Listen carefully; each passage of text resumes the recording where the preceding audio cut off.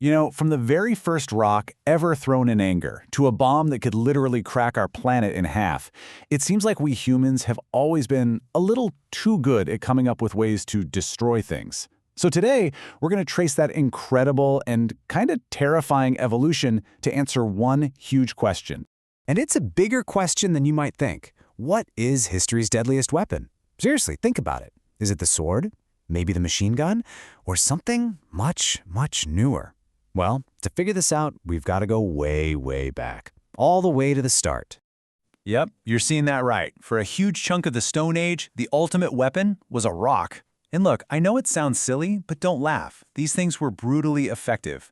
A single well-aimed rock, more than enough to crack a human skull like an egg. Super simple, you could find them everywhere. And hey, it got the job done. But you know humanity, we're just never satisfied with good enough, are we? So as we started forming societies, our tools for, let's say, disagreements got a whole lot more specialized, way more purpose-built. I mean, sure, you can attach a sharp stone to a stick, and boom, you've got a spear. Simple. But then, you look at something like the Aztec macahuitl. This was a wooden club, right? But it was lined with blades made of razor-sharp obsidian. This thing, it wasn't just about winning a fight anymore. The whole design tells you a story. Those blades were literally engineered to cause wounds so awful, so horrific, that you just couldn't survive them. That's a pretty brutal jump in thinking, right? But it's interesting. Not every weapon was actually made for a quick and easy kill. Take the trident. It started out as just a fishing tool. It got famous in the Roman Colosseum, used by these gladiators called the radiarius. They'd fight with a net and a trident. But here's the twist. Their goal wasn't to kill the other guy right away. Nope. It was to drag out the fight, inflict a bunch of smaller, non-fatal wounds, all to make the show more entertaining for the crowd. Wild. Okay, so all these handheld weapons are great for, one-on-one fights. But what happens when your enemy is hiding behind these massive stone walls? Well, like they say, necessity is the mother of invention. And back in the Middle Ages, the necessity of smashing into castles gave us some of the most incredible inventions of all, siege weapons. And there were so many amazing designs. Our sources had some, let's just say, strong opinions on them. The siege hook? It literally just pulls walls down. Simple, effective, solid 4 stars. The ballista? It's basically a giant crossbow that shatters walls. Easy 5 stars for sure. But the battering ram? Come on, it's just a log. And as the source material so perfectly puts it, you get splinters and you're probably going to drop it on your foot. 0 stars. But none of them could hold a candle to the undisputed king of the battlefield. The Trebuchet. Oh yeah, this absolute beast could hurl a 90-kilogram stone, that's like 200 pounds, over 275 meters. To put that in perspective, that's almost 3 football fields. Can you just imagine seeing that flying through the air, heading straight for your house? It would be absolutely terrifying. No question, 5 stars. So while all this chaos was happening on land, there was a whole different kind of nightmare being unleashed at sea. It was called Greek fire. This was some kind of sticky, flammable goo they'd spray from ships. But here's the truly terrifying part. You couldn't put it out with water. It just kept burning. The recipe was one of the most closely guarded secrets in history. So secret, in fact, that even today, we're still not 100% sure what was in it.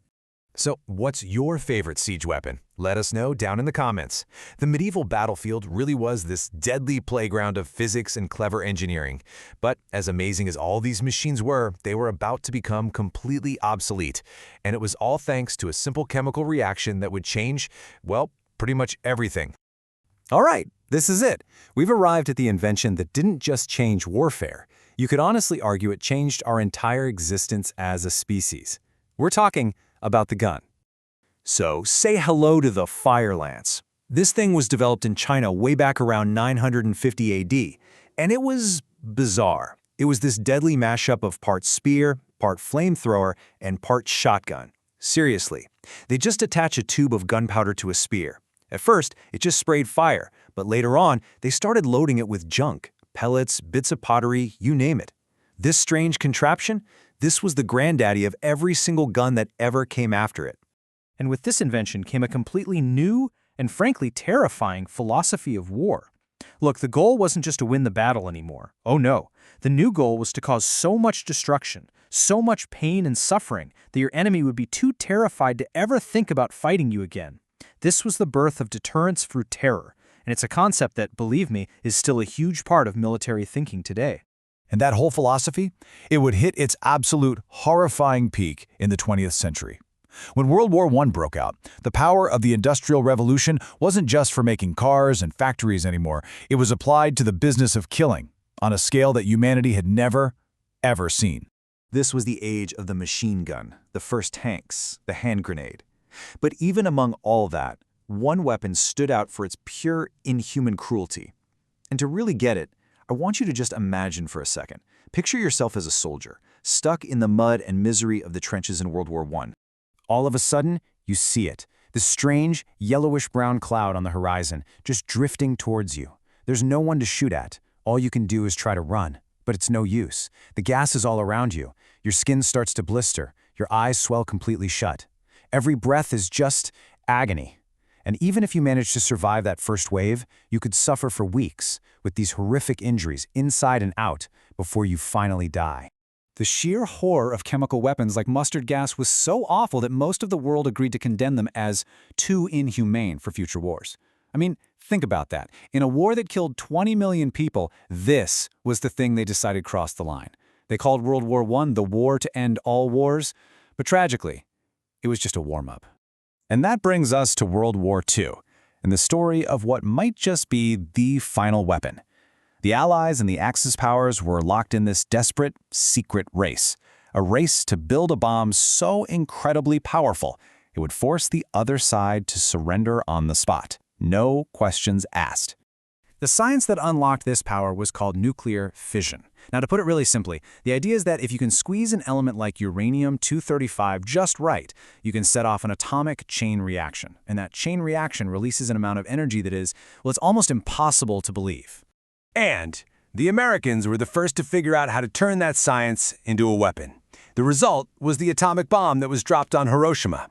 The human cost was immediate, and it was catastrophic. We're talking over 140,000 people dead from the blast itself and the radiation that came after. Less than a month later, the war was over. But we weren't done. Of course we weren't. Scientists very quickly figured out that an even more powerful process, nuclear fusion, which is literally the same thing that powers our sun, could create an even bigger explosion. And just like that, the nuclear arms race kicked into a whole new, terrifying gear.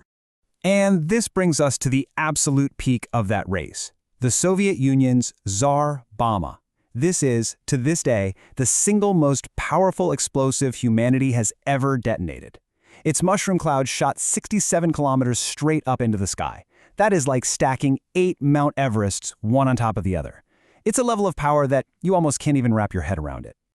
You know, after you've built a weapon that can literally scar the face of the planet, you really have to wonder, have we finally reached the end of the line?